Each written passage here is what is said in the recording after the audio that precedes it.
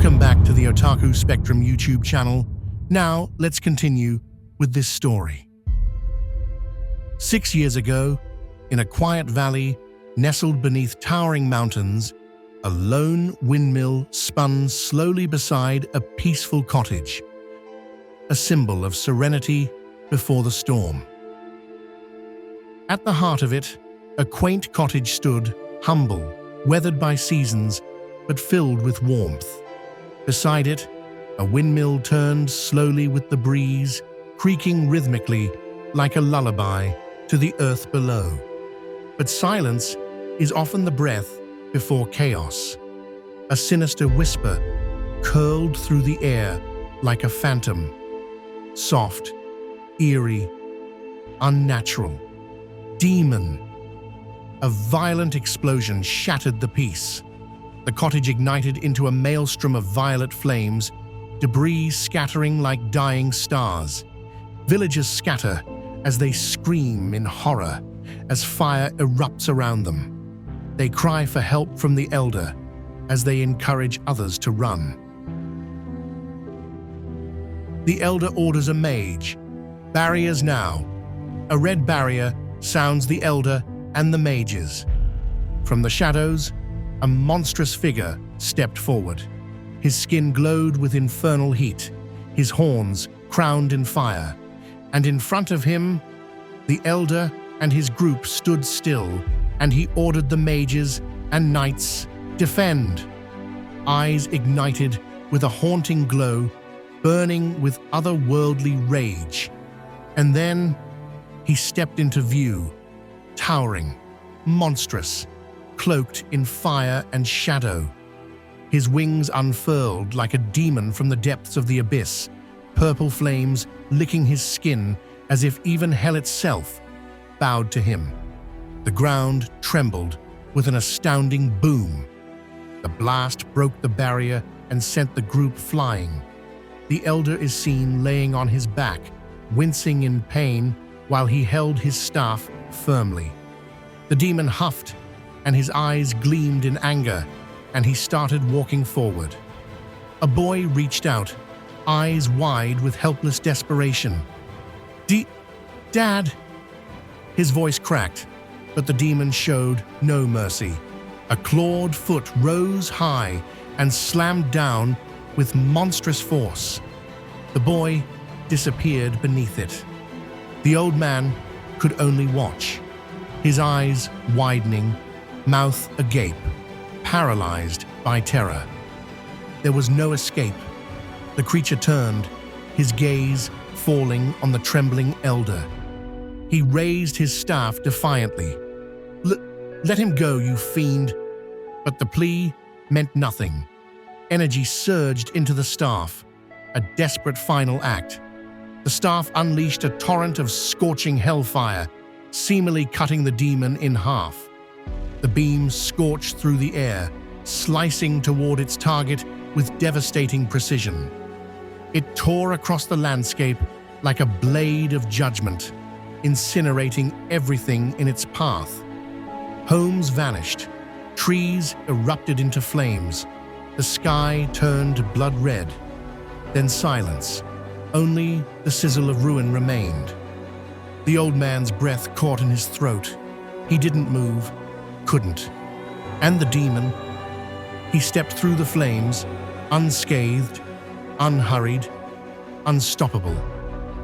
Tell me, human, he spoke, voice calm, cruelly calm. A clawed foot slammed down again. The boy beneath it didn't scream. He couldn't. The elder's eyes widened in disbelief. What instinct occurs when an insect dare cross beneath your foot? The elder's eye wide in disbelief, and he attempted to let out a word. I. But before he could finish, the demon crushed the boy's head with his clawed foot, and blood splattered across the elder's face. Crushing something so inconsequential is a mindless reflex. We think nothing of it, and that is precisely why you were gravely mistaken to trifle with me. Because I possess centuries of experience. The demon raised his hand, purple flame crackling from his fingers, illuminating the elder's terrified face. Using that same reflex on worms like you. His voice dropped to a whisper of finality as he grabbed the elder's face. Now, fulfill thy pitiful destiny and die. Doom. An explosion followed. A blast so violent it cracked the earth and painted the skies with flame and fury. And from that darkness, the demon's hand unclenched, letting the smoldering remains fall like ash to the ground. The embers danced, feeding on what was left. Only one truth remained. The devil had come, and none could stop him. I was owed a new beginning. The demon whose name we've come to know as Shion narrated. A soft, haunting whisper fades in the background as the camera pans to a burning village in chaos. A crimson sky bleeds into the smoke-choked air. People run, silhouettes darting across a crumbling stone bridge as purple flames close in. Run! The elder! Leave him! Footsteps echo frantically on the cobblestone bridge. Behind them, the inferno surges like a living creature devouring everything. A peaceful one, Shion continued. A low hiss cuts through the panic. The camera tilts up slowly, and there he stands. Shion breathes in deeply, his glowing eyes narrow. Shadows crawl across his face like veins of darkness. Steam rises off his fangs. Hiss! A flash of light cuts through the black. We see her, elegant, untouched, radiant, floating like a memory bathed in sorrow. With her, a sharp flap explodes through the stillness. Thwap! Shion lifts off, his wings carving through the sky like blades. Purple light erupts beneath him, leaving behind only rubble and scorched bones. As he rises, civilians scream in terror. Their cries ripple through the air. Whoosh! A beam of demonic energy arcs downward, striking a fleeing man. His body contorts in agony, swallowed by fire. The others scatter. In the distance, atop a tower, cloaked mages gather. Now! One mage raises their staff, energy pulsing like a heartbeat. Flames form in their palms. Attack! The sky roars. Boom! The mage's attack hits Shion. The attack hits Shion godlike fury, consuming him in blinding fire.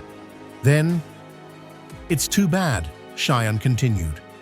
The smoke clears, revealing him once again, unmoving, untouched, uncaring. His hand raised, covering his face, claws trailing smoke, embers clinging to his chest plate. He exhales softly. Shh. He extends his arm forward. Purple energy churns violently around his fingers like a brewing storm, licking the edges of his silhouette. In the end, the screen flashes, hard cut to a terrified mage looking skyward, mouth trembling as the glow reflects in his eyes. Humans are... His pupils shrink in disbelief. Sweat drips down his temple. Trash.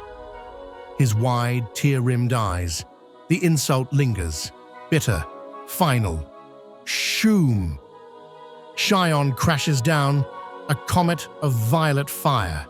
The shockwave ripples out in jagged arcs of destruction as he slams the mage into the ground.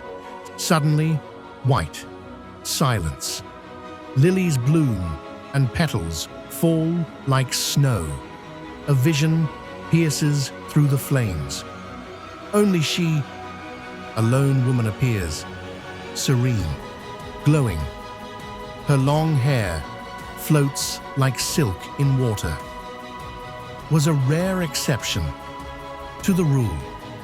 Her smile lingers like the last sunlight before dusk. But then, snap.